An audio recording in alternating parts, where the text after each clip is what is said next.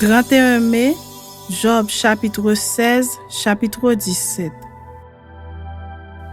Job prit la parole et dit: J'ai souvent entendu pareille chose. Vous êtes tous des consolateurs fâcheux. Quand finiront ces discours en l'air? Pourquoi cette irritation dans tes réponses? Moi aussi, je pourrais parler comme vous. Si vous étiez à ma place, je vous accablerais de paroles, je vous secouerais sur vous la tête, je vous fortifierais de la bouche, je remuerais des lèvres pour vous soulager.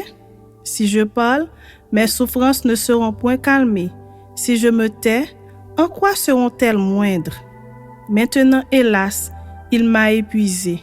Tu as ravagé toute ma maison. Tu m'as saisi pour témoigner contre moi. Ma maigreur se lève et m'accuse en face. Il me déchire et me poursuit dans sa fureur. Il grince des dents contre moi. Il m'attaque et me perce de son regard.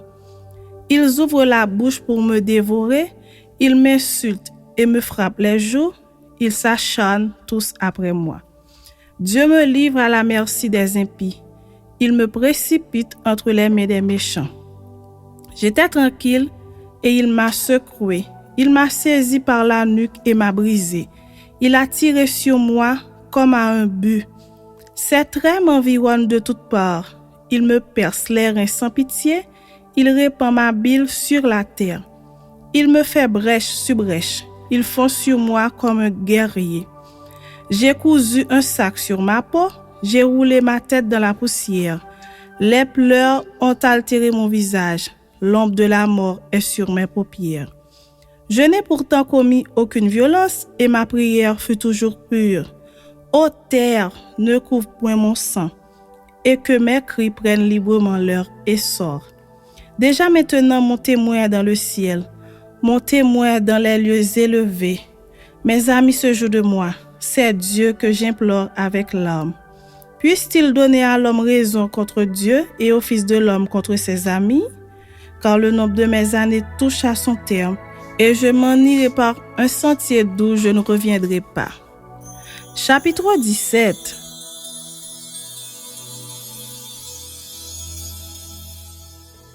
Mon souffle se perd, mes jours s'éteignent, le sépulcre m'attend.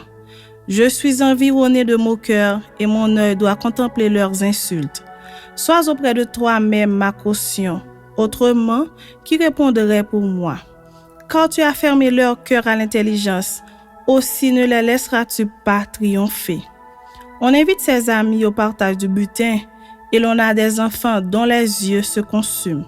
Il m'a rendu la fable des peuples et ma personne est un objet de mépris. Mon œil est obscurci par la douleur, tous mes membres sont comme une ombre. Les hommes droits en sont stupéfaits et l'innocent se soulève contre l'impie. Le juste néanmoins demeure ferme dans sa voie, celui qui a les mains pures se fortifie de plus en plus. Mais vous tous, revenez à vos mêmes discours, et je ne trouverai pas un sage parmi vous. Quoi? Mes jours sont passés, mes projets sont anéantis, les projets qui remplissaient mon cœur.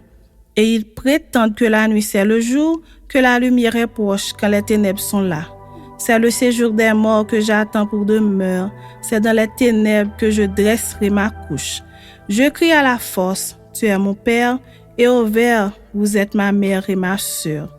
Mon espérance, où donc est-elle?